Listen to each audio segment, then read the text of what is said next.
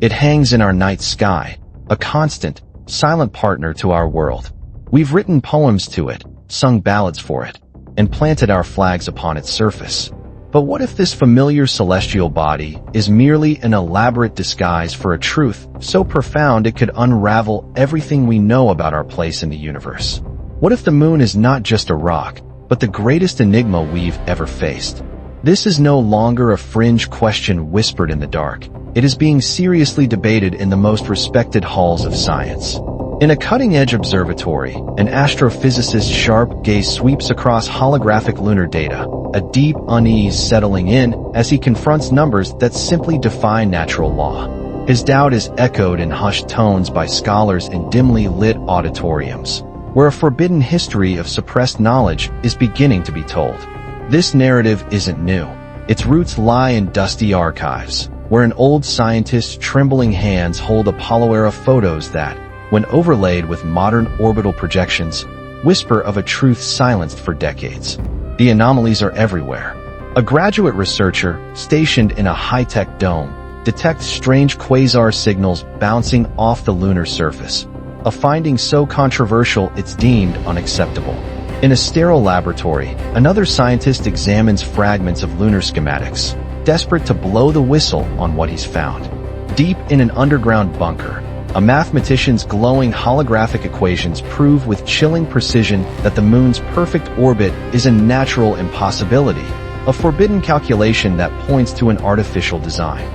The evidence mounts as a lunar geologist discovers impossible mineral compositions, a geology that suggests construction rather than creation. In another lab, a technician watches in horror as his seismic monitor shows the moon vibrating not like a dead rock, but like a living machine. The most damning proof comes from a cracked lunar rock held by a grizzled engineer, his wrist-mounted analyzer flashing with metallic microstructures and anomalies that nature alone could never explain. This unsettling scientific data converges with whispers from our most distant past.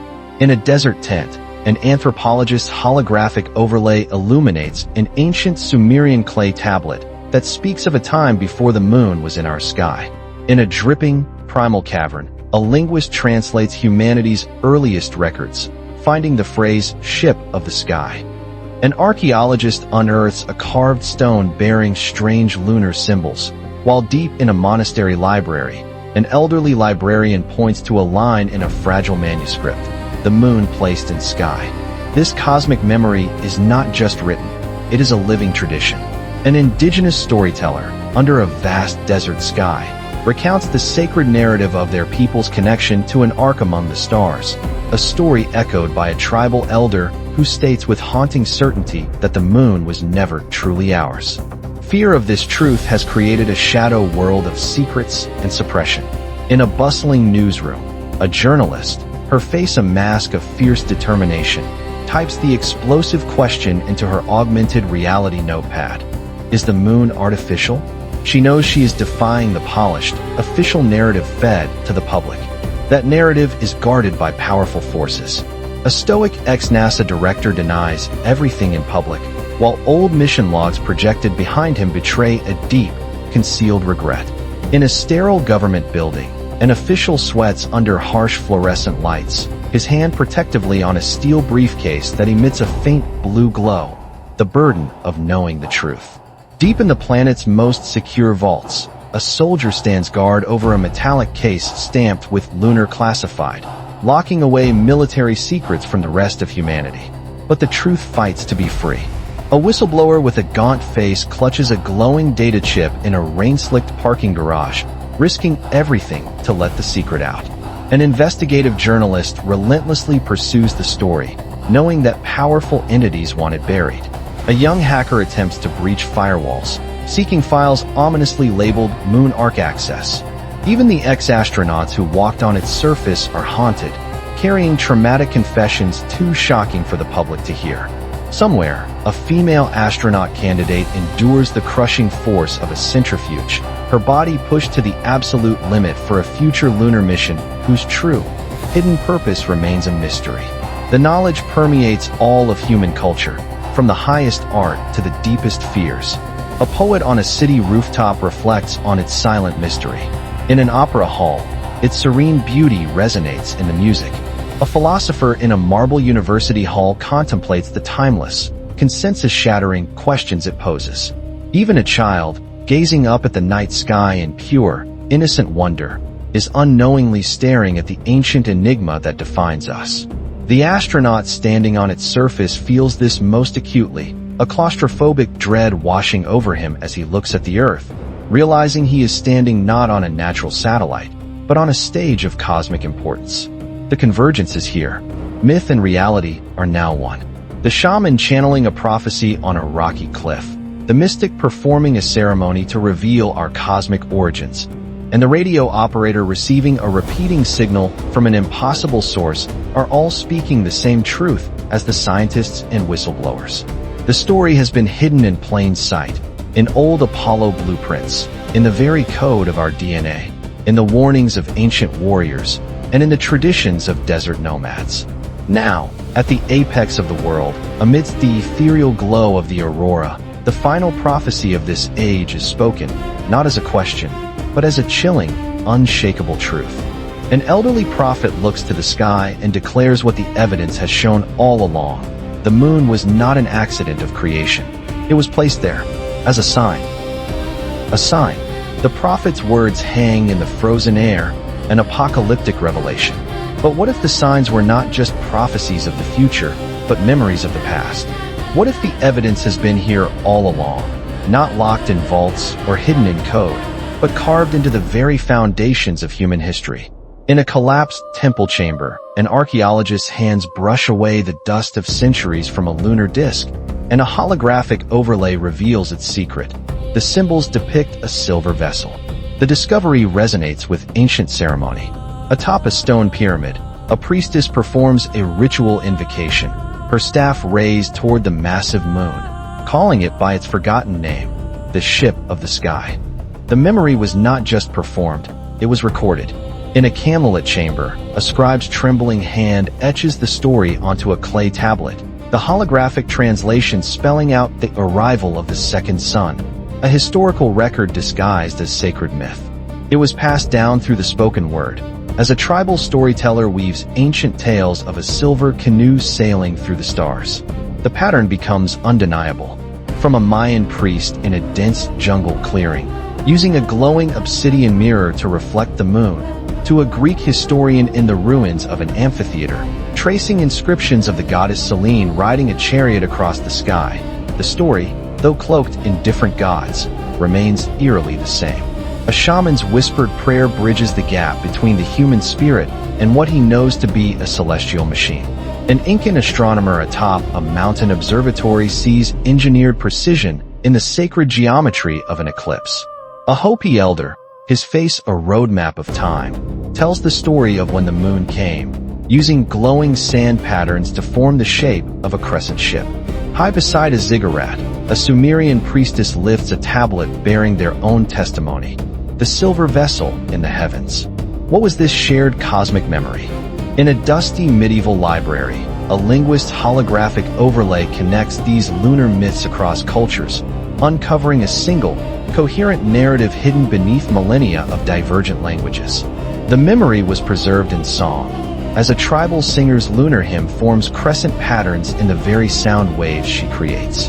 It was suppressed as heresy, where a medieval monk's trembling finger points to an illuminated manuscript linking the moon to the legends of a great Arkansas. It was taught as survival, as a nomadic elder projects a glowing star map for the children, binding their ancestral myths to the world around them. Even the myths of war hide a deeper truth. An ancient warrior's lunar-inscribed shield pulses with faint light, as if its glowing runes were not magic, but circuitry. An oracle in a candlelit cavern foretells not of the future, but of the past, prophesying that the moon was never stone, but a vessel. The obsession to connect these threads drives an ethnographer in his crowded field tent, as his analysis links the Mayan, Hopi, and Sumerian legends into a single, explosive timeline. The conclusion is inescapable. For generations, humanity has been worshipping a celestial ship in disguise. This was not just faith, it was ancient reason. A philosopher in his marble study grips leather-bound scrolls, his logic bordering on a forbidden truth about the moon's design. A lone wanderer in the desert follows this truth, her journey a timeless pursuit of the ship in the sky. And now, old voices speak with new clarity. An Assyrian scholar's hands tremble as he holds a broken cuneiform tablet, the holographic translation unmistakable, ship descending from the heavens. A Celtic druid in a misty stone circle performs a ritual that binds the earth to this cosmic vessel. An Egyptian scribe draws the moon disk carried by a boat, the bark of Ra, encoding celestial technology as myth. Across the globe, the chorus grows. A Native American storyteller's gestures weave tales of a skyship's arrival. A Norse skald on an icy fjord recites sagas of a sky vessel disguised as a goddess. An Indian priestess uses a copper astrolabe, her sacred astronomy hinting at a divine intervention from beyond. A medieval chronicler, sweating under the pressure of his forbidden knowledge, secretly records these lunar truths. A Polynesian navigator on the open sea follows a star compass, her path guided by ancestral myths of a lunar canoe route. An African griot's epic song remembers the great ship in the heavens. A shamanic healer's prophecy merges the spiritual with cosmic fact.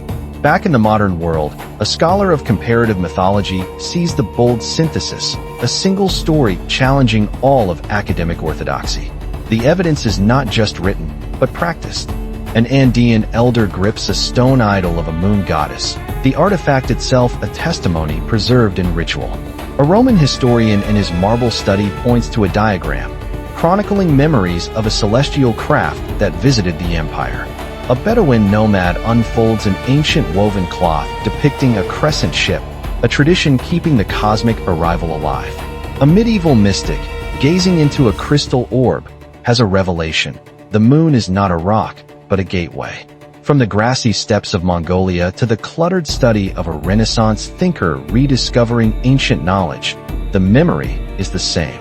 An African priestess honors the vessel from the sky in a sacred grove. A Byzantine scholar in a crumbling monastery reads from a scroll, the moon as arc of light. And in the frozen north, an Arctic storyteller traces crescent shapes into the snow, her myths carried across generations under the shimmering aurora. The celestial ship is mapped by a Persian astronomer, painted as a Dreamtime story by an Aboriginal elder, and recorded as coded truth on a Babylonian cylinder seal. It is found in the illuminated manuscripts of Ethiopian monks, sung in the lunar ballads of Slavic bards, and confirmed by a modern scholar whose relentless discovery challenges official history. The rituals of an Aztec priest are tied to its arrival. The prophecies of a Tibetan oracle echo its existence through centuries. The calculations of a medieval Arab mathematician uncover its forbidden design. The wisdom of a Yoruba priestess declares it the arc of life. An imperial Chinese historian paints its likeness, calling it Heaven's Boat. A Siberian shaman connects it to the origin of her people. A South American elder passes down the living memory through his descendants. A European nun's quiet faith shields a hidden cosmic truth. The echoes of the past are now being confronted by the intellect of the present. A desert seer reads the prophecy written in the earth itself. A Jewish mystic finds the name for it in his sacred texts, the Ark of the Heavens. A nomadic singer's powerful chant proves that memory, carried in song, is stronger than stone. Even a Renaissance monk's secret doubt about the divine order was, in fact, a confrontation with this cosmic truth. It all leads to a single, terrifying, and exhilarating conclusion. In a field camp, surrounded by the artifacts of a dozen fallen cultures, a modern anthropologist looks at her data, the myths, the carvings, the oral histories all converging on one point. She lowers her tablet, looks up at the brilliant silver disk in the sky, and for the first time, dares to accept the ancient testimony not as myth, but as history. To accept myth as history is a profound intellectual leap. But what happens when the object of that myth begins to stir? What happens when the story carved in stone comes terrifyingly alive? The answer begins with a confession buried for decades. An Apollo astronaut, his face weary, replays his mission audio. In the recording, his voice is laced with awe and terror, confessing that when the lunar module impacted the surface, the moon rang. It reverberated like a hollow bell, as if something inside were alive. His forbidden testimony was no longer an anecdote. It was becoming data. In an underground control room, a seismologist's sharp gaze fixes on her instruments as they detect rhythmic seismic spikes, a steady pulse coming from deep within the moon. A technician in a cluttered lab watches in dread as his monitor shows the moonquakes resonating in a perfect, mechanical pattern. High on a mountaintop, an astronomer records sudden, unexplained flashes of light on the surface, while a data analyst, clenching his fists, identifies a repeating signal hidden in the noise, a transmission too patterned to be natural. The time for myth was over. The time for denial was ending. The machine was waking up. This awakening sent shockwaves through the corridors of power. A female military officer, her expression grim, reviews a folder marked Lunar Anomaly, its contents protected by flickering holographic lock codes. In a steel war room, guarded secrets were now active threats. The old evidence was re-examined with new urgency. An Apollo engineer, his hands shaking, holds a moon rock sample under a scanner, revealing a metallic lattice structure impossible for natural geology. An astrophysicist, her hair wild with frantic genius, scrawls glowing equations across a blackboard, proving the moon's resonance models are only possible if it is an engineered object. Knowledge this dangerous must be contained. In an underground corridor, a security guard tenses his grip, his access badge etched with a glowing lunar emblem, a silent oath to protect the vault doors. But you cannot contain a tremor in the heavens. As military commanders reviewed contingency plans for an awakening, and intelligence agents monitored the moon for new signs of life, the mystics and the prophets saw it not as a threat, but as a fulfillment. A desert oracle scattered glowing powder into the air, her prophecy merging with the present fear. A tribal leader raised her staff to the sky, proclaiming that the Ark's slumber was nearly over. A mystic dancer's ritual gestures seemed to synchronize with the vessel stirring awake. The signal from the moon grew stronger. A radio astronomer's headphones buzzed with a repeating, coded signal from the dark side, the dread sinking in as silence broke into a voice. A geochemist in a sterile lab proved the moon's core was forged, not formed. The evidence was now so overwhelming that a physicist, pointing at his calculations of impossible lunar density, appeared to border on madness. For those with the courage to look, the truth was everywhere. A geologist discovered a strange crystal from a lunar meteorite, its fracture lines pulsing with a faint, mechanical light. A radar operator stared in disbelief at the hollow echoes bouncing from the moon's interior. A new mission was being prepared in the shadows. Astronaut candidates were pushed to their limits, training for a return to a vessel not yet understood, while deep space pilots practiced secret docking protocols with a ship disguised as a moon. The truth fought to be free. A whistleblower, his face pale with fear, prepared to activate the forbidden systems, to unleash what was never meant to be touched. A journalist gripped her recorder, ready to reveal the classified documents to the world. Faith itself was shaken, as a priest clutched a faintly glowing crucifix, his prayers silenced by a cosmic revelation that dwarfed all earthly religion. And on the surface, an astronaut stood again, sweat beading inside her helmet, her visor reflecting not a dead world, but the diagnostics of a living ark about to awaken. The old warnings, left by ancestors on ancient maps, were no longer history. They were a guide to the present crisis. This was the vision of the desert wanderer, the haunting image of the ark splitting open. This was the final proclamation of the prophetess atop the mountain.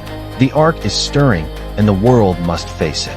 An innocence was about to be lost, as a child in his backyard gazed up in wonder, unknowingly staring at his own destiny. The moon was alive. But this stunning revelation only answered what? It never answered why. Why was this colossal ark parked in our orbit? The answer would be found not by looking up at the sky, but by looking deep within ourselves. In a futuristic laboratory, a geneticist's gloved hands held a glowing DNA sample. The holographic overlay told a shocking story, sudden, inexplicable leaps in human evolution. Her discovery sent ripples back in time, to a desert excavation site where a paleoanthropologist brushed dirt from an ancient skull. He saw it now with terrifying clarity, the abrupt, almost instantaneous emergence of Homo sapiens from their predecessors. It wasn't a gradual change, it was a revolution. A biologist, her hands trembling, watched cellular structures in a petri dish morph into a complex DNA helix, overcome by the awe and terror that life itself may have been engineered. The stories of the ancients now seemed less like myth and more like testimony. A shaman elder's symbols of people from the stars were not folklore, but a historical account. A philosopher, writing with a quill in a candlelit chamber, saw the timeless connection between human myths and the lunar vessel. The records were there all along, waiting to be understood. A historian's lips trembled as she read a translation from a papyrus scroll, brought here by the Ark. In a monastery, a monk scholar pointed to a hidden diagram of the Ark vessel, a sacred warning concealed within religious text. And in the field, an anthropologist aligned stone artifacts into lunar patterns, finding hard evidence of celestial intervention. The oral memory was unbroken. A tribal elder, his hands raised to the moon, chanted the story passed down through 100 generations, that humanity was carried to Earth. The fossil record showed what happened, an abrupt event, a sudden emergence. The genetic code revealed how. Inside our own DNA, forensic anthropologists found the proof, cellular structures with anomalies not of this Earth. An archaeogeneticist, defying the mainstream narrative, isolated alien-like markers in the human genome, while another evolutionary biologist, staring at unexplained insertions in our code, realized the missing link wasn't missing. It was engineered. The truth was not just in our blood, it was in our minds. In an advanced AI laboratory, a cyberneticist discovered an eerie similarity between the schematics of the lunar vessel and the neural patterns of the human brain. The implication was terrifying. Our own consciousness might follow a design. This idea, once the domain of myth, was now being proven by science. A futurist philosopher, looking at the sudden, inexplicable blooms of human culture and technology, concluded that our progress was not natural. It was seeded, and the seeds, it turns out, were carried in Arkansas. The story was everywhere, a collective memory hiding in plain sight. In the ruins of a jungle temple, a linguist translated a stone stele, descended from a silver ark. In a monastery archive, a historian read the same story. The ark brought the first ones. A scholar priest, his faith shaken, found the link in an illuminated manuscript, connecting the story of Noah's Ark not to a flood of water, but to a celestial vessel carrying the genesis of humanity. The oral traditions of tribal elders were now validated, their stories of humanity being carried to Earth no longer myths, but eyewitness accounts. This new reality created a schism. In university classrooms, evolutionary theorists faced an intellectual crisis, their chalk-covered hands gesturing at equations that no longer explained our existence. But in other corners, the convergence of evidence was undeniable. A field researcher in a remote desert plain discovered a massive geoglyph, a message carved into the Earth itself, depicting a lunar arc, its design aligned perfectly with the moon's orbit. The pressure to reveal this truth became unbearable. A whistleblower, his face pale with fear and conviction, clutched an encrypted drive. The holographic files glowed with its project name, DNA Archive, Moon Origin. He held the secret to everything, a truth so profound that powerful forces would do anything to keep it buried. But the story was too big to contain.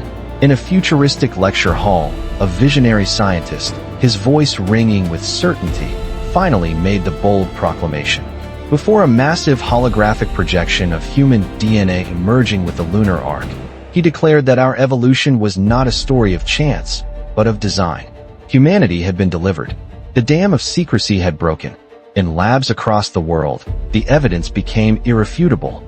A bioengineer identified an unnatural hybrid DNA sequence. A paleoarchaeologist found that fossilized jawbones showed an abrupt transformation that defied evolution. A forensic anthropologist confirmed that bone fragments contained alien markers. The conclusion was now a scientific fact, flashing across a holographic display in a sterile lab. Anomalous insertions, non-terrestrial. Humanity carries an engineered code from beyond. This confirmation rippled outward, recontextualizing all of human history. The carved murals in a jungle temple were no longer art. They were a depiction of arrival, of figures stepping from a crescent vessel. The phrase, "the bringers of life," found on fragile parchment was not poetry, but a literal description. A bioinformatics specialist, his fingers flying across a glowing keyboard, linked the entire human genome map to lunar patterns, revealing that our DNA itself might be a form of signal or archive. The rituals of the ancients were recast as acts of memory. A tribal elder, her arms raised to a glowing crescent carving, was not worshipping a god, but honoring a vehicle. A tribal priest, his arms spread wide as villagers kneeled before a holographic ark, was preserving a cosmic memory through reverence. An AI researcher decoded a frequency hidden within our DNA that matched the moon's resonance, suggesting our biology is fundamentally connected to the Arkansas. And in a candlelit cloister, a monk understood that the sacred knowledge he protected was never about a god in the heavens, but a vessel. The truth was a prophecy being fulfilled. A desert wanderer, her staff etched with a glowing spiral, saw the ark not as a memory, but as a promise that the vessel which brought humanity here would one day reveal its purpose. This knowledge, held by whistleblowers and whispered in the halls of power, was now being pieced together by historians, philosophers, and scientists. They were rewriting the story of us. It was a story of a seed ship, a story of a celestial delivery. A geneticist, her face calm with the certainty of her discovery, aligned a final, glowing double helix. The holographic overlay confirmed it all. Seed ship confirmed. In a jungle clearing, a tribal elder raised a glowing staff, his expression one of timeless knowledge, as he told his people the story they had always known. We came here, carried by the moon. The lecturer in the digital auditorium summarized the new history of humankind, her hand raised toward a timeline showing that every great leap forward was aligned with the arc cycles. And on a stormy cliff, a prophet delivered the apocalyptic vision. Mankind's legacy is not earthborn, but moon-carried. The implications settled upon the world. The evolutionary biologist, holding a printout of the extraterrestrial code in our genome, faced a crisis of science. The archaeologist, uncovering a stone relief of the crescent ship, understood that history was a whisper of the ark's passage. And in a medieval cloister library, a monk scholar, his weathered hands tracing the illuminated words, "the carriers of mankind," was left to grapple with the collision of his faith and the undeniable truth of our cosmic origin. While faith grappled with this new genesis, science delivered the final, indelible proof. A geneticist, her expression fierce with discovery, isolated the unexplained insertion that changed everything. The story of humanity's origin was no longer a theory. It was a fact, held in the hands of a paleoanthropologist who unearthed a fossil skull that proved our sudden emergence. It was a memory, spoken by a tribal storyteller who preserved the truth of the silver ark across centuries. And it was a confession, held in the trembling hands of a whistleblower, whose drive contained the secret history of the world, the Moon Seed Archive. The evidence was absolute. A philosopher, her arms gesturing at a projection of our accelerated evolution, challenged the world to accept a new reality. The ancient texts, once gathering dust, now screamed the truth. A historian, his face etched with weary awe, pointed to a faded sketch of a silver vessel in a cracked codex. An archaeologist, brushing away the dirt, uncovered the same image carved in stone. And deep in a museum archive, a linguist translated the simple, earth-shattering words on a clay tablet. We came on the ark. The proof was not just written or spoken, it was physical.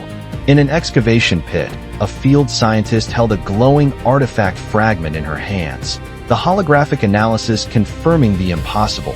It was a piece of the ark's hull. The stories were true. The vessel had traveled.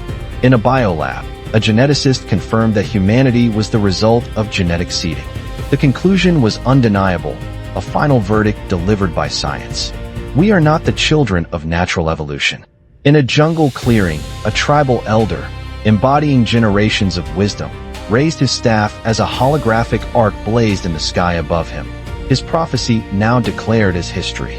And in a quiet home, a child, with the pure innocence of humanity's dawn, drew a glowing moon arc on paper, unknowingly preserving our oldest and most important memory. This truth was finally brought to the light in a futuristic auditorium. A visionary lecturer, her voice resonating with power, stood before a massive holographic projection of the Arkansas. She spread her arms and presented the new, undeniable story of humanity, a story that began not on Earth, but on a journey from the stars. But what did it mean? To be human was no longer a matter of evolution, but of inheritance. And what was the nature of that inheritance? A biochemist, her face a mask of awe and dread, found alien fingerprints in our very biology, an unnatural protein sequence that was both a signature and a warning. A whistleblower, forever looking over his shoulder, knew the danger of this knowledge. This was a truth some would kill to protect. A paleoanthropologist, staring at a bone fragment glowing with unaccounted for DNA, realized that we have never been alone, not even within ourselves. This truth demanded a new philosophy, a bold intellectual defiance against every established belief. It meant that history was not a record of our ascent, but a memory of our arrival. It meant that our ancestors, who carved crescent ships into canyon walls, were not artists, but witnesses. And it meant that the tribal oracles, who spoke of a great vessel, were not mystics, but historians. An evolutionary biologist, his face tense, saw it in the data, a seed sequence planted intentionally. Our existence was not an accident. It was an act of design. The monk in his candlelit scriptorium understood. Faith and history were one. The Ark of Scripture was not a wooden boat, but a vessel of steel and light that had delivered mankind. The desert wanderer, her cloak whipping in the wind, knew its purpose was not yet complete. The prophecy was not just about our arrival, but our destiny. A field researcher, holding a stone fragment etched with the ship's image, felt the tangible link between our world and the ark that brought us here. A geneticist, staring at the anomaly that proved our non-Earth origin, felt the terrifying weight of that connection. The leaders of the world had always known. The secret files, the hushed missions, the denials, all of it was to hide the truth of our engineered legacy. But now, the story was out. The tribal leaders and the visionary scientists were speaking with one voice. The prophecy was being fulfilled. The historian, unfolding an ancient scroll, read the final confirmation. Ark delivered mankind. A geneticist, her jaw set with grim determination, isolated the hybrid code. The evidence was final. Humanity was engineered. And so we are left here, under the light of our silent parent, our celestial cradle. A prophet on a stormy cliff sees the vision of what is to come. The great ark splitting open, its true purpose finally revealed. An elder in a jungle clearing tells the story that is now the foundation of our new reality. We were seated. A linguist, staring at the words, "we were seated," understands that our story has been waiting for us to read it. A field scientist, holding a piece of the ark's hull, knows that our home was once among the stars. And a monk, in his quiet cloister, accepts the sacred and cosmic record. The final question is no longer where we came from. The final question is why we are here.